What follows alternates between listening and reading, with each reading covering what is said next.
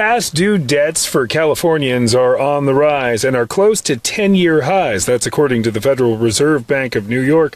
So if you're letting a handful of bills pile up, you're not alone, with the average Californian carrying $1,660 of overdue bills. If you are taking debt that you can't pay back, and if you're taking on debt that you're falling behind on, and that's impacting your credit, that's a real problem. The consumer bill payment data from the Federal Reserve Bank of New York is sounding an alarm bell, not just for California, which is doing far better than states like Texas and Florida, with their residents carrying 41% and 54% more debt than Californians, respectively. Economists are not using the recession word just yet, but here in San Diego, it's not just the debt that is worrying. Jobs are also disappearing. Most recent data we have is for June, and June was the worst June we have on record since we started collecting the data in 1990 for San Diego County.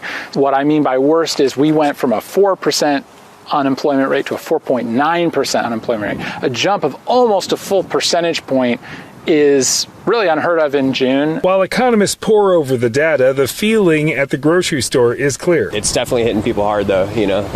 Spending this much on groceries isn't easy. I feel nervous about what the future holds. Jess Harris, a nurse, says she sees the choices her patients are forced to make. I start noticing that patients are going too long between doctor's appointments and visits because they can't afford them as much, and they have to prioritize things like keeping food on the table for them and their family, and less so on necessary medical procedures. Everybody kind of feels the stress, but like I said, you just kind of keep your head down, you keep grinding.